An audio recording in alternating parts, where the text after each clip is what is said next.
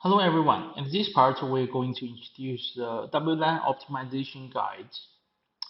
And about the WLAN optimization, at this part we will focus on some main points. The first is the broadcast domain isolation on the WLAN network. Before WLAN optimization, we should optimize the WLAN network first to ensure that no weird network issues could interfere with WLAN optimization later. For example, the WLAN pruning. Conduct WLAN pruning on the interconnected trunk interfaces to avoid flooding of broadcast packets, which can occupy too much with the network and ear interface bandwidth. Means normally on the trunk interfaces we will allow all the WLANs to go through, right? But at this part we should determine which of the WLANs are allowed or which of them are not allowed.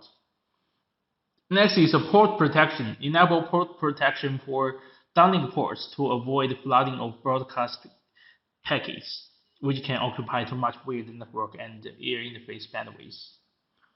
And next is ILDP. Configure ILDP for downlink ports of the access switch to avoid the broadcast storms caused by looping of downlink devices.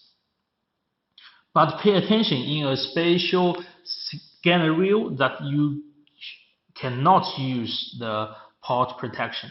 Let's see. Before enabling port protection on PoE switches, check whether layer 3 roaming is required by STAs in the network topology design. If so, do not enable port protection, because the roaming tunnels between APs cannot be created if you enable it, and data of roaming STAs cannot be forwarded, and the STAs cannot go online anymore. Okay, so this is very important. You should especially pay attention to it. Okay, next is about the coverage optimization. Let's see. The capacity, interference, and roaming need to be considered for coverage optimization. A higher power does not necessarily lead to better user experience. This is very important. The power is not the higher the better. And the common coverage optimization techniques is shown here. For example, AP power adjustment. You can see here, if we have 3 channels which are used by 3 APs, AP1, AP2, AP3, and by adjust the power, you can see the coverage has been adjusted, right? So by adjusting the AP power, we can ensure that these APs can cover the coverage, right? While at the same time, they will not interfere each other. And next is about the location. You can see before we adjust the location, all these APs are installed near each other, right? And while some of the areas are not covered anymore, while, for example, at this part, they are maybe interfere to each other. Okay, so by adjusting the location, we can make it better. Okay, and next is AP quantity adjustment. We can adjust the quantity of APs to cover maybe a larger area. But if the quantity of APs have increased, we should pay more attention to the channels we use or the channels designing. Okay, this is about the coverage optimization. And next is about the power adjustment we have just mentioned. The power local parameter controls the power for transmitting data frames and is used to optimize the transmission rate and control the interference scope. Generally, you use Wi-Fi module for speed testing in the margins of the WLAN, while maintaining the original throughput. Decrease the local power to reduce interference on neighboring APs. You can see here it shows us some parameters. If the power local is 100%, and we can maybe use a Wi-Fi module on this, maybe on this mobile to test the speed, you can find the speed test result is 45 megabps, right? And here we decrease the local power to 50%, speed test result is the same, and then power local 25%, it does not affect the speed anymore. But if we reduce it to maybe 10%, speed has been decreased, and the result is 20, and maybe power local 20%, the speed test is 20 Mbps. So in this way, we can find a suitable power local parameter for this scenario. For example, we find that the 8% is speed is 20, so we can maybe increase it to maybe 22, 23, 24, okay, to find a proper parameter, right, in this scenario. Okay, this is about the power adjustment. And next is the channel optimization. As we all know that in WLANs, the surrounding environment affects the running of APs. When the channel of two neighboring APs overlaps, the signals of an AP will be interfered with if the power of another AP is too high. So to ensure user experience, conduct channel optimization to reduce air interface interference. For example, for the 5G Hertz channel planning, you can see firstly the channel we choose is 1, 6, and 11 that will not interfere each other, and we can adjust the local power to control the coverage of each AP, right? And for the 5G Hertz channel planning, it's a little different because the channels we can use is more than 2.4 GHz. So you can see the planning example. And the main point is that two APs use the same channel cannot affect each other. Okay. And next, this is channel planning, maybe on one floor. But if in a building we have multiple floors, for example, first floor, second floor, third floor, maybe the APs in the first floor will affect the APs in the second floor. So the channel planning here, you can see. Firstly, on the same floor, it's 1, 6, 11. They will not affect each other.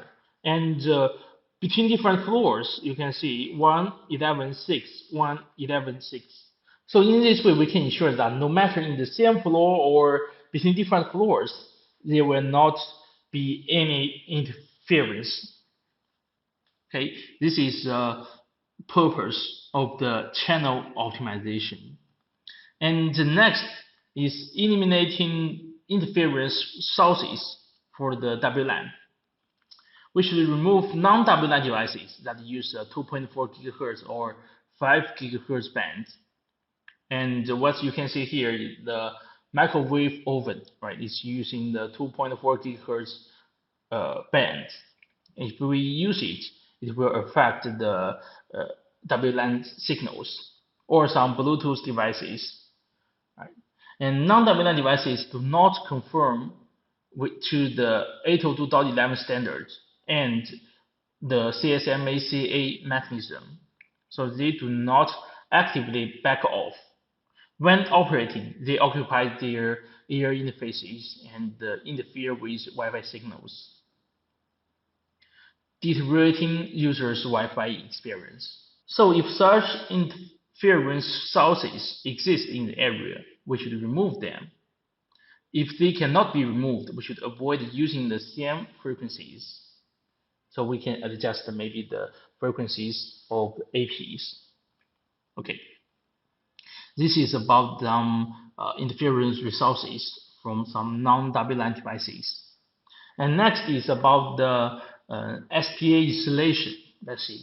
In public areas with Wi-Fi coverage, STAs do not need layer 2 interconnection. So enable AC and AP-based STA isolation to prevent broadcast packets flooding from occupying too much air interface bandwidth. The configuration is showing here.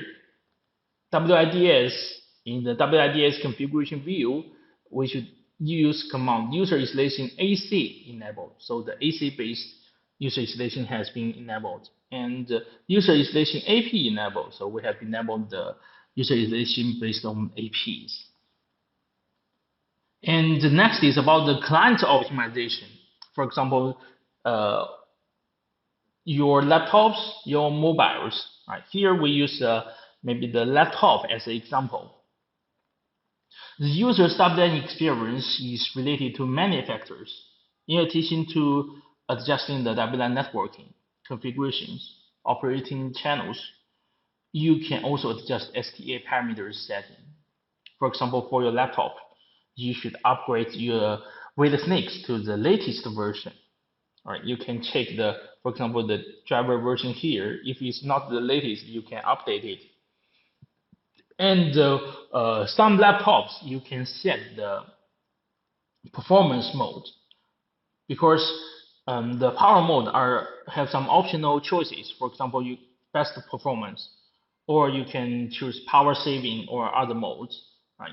And to improve the user experience, we suggest that you choose the best performance mode. Okay, this is about the client optimization. And about the WLAN optimization, let's make a summary with this question. It's asking that the power local of APs is the higher the better. About this statement, you think it's true or false? Obviously, it's false, right? It's false because if the power local is too high, it cannot improve the speed anymore, right? But it's possible to cause some interference to other APs. Okay, so this is very important. It's not the higher the better. Here we choose B. Okay, so that's all for this part.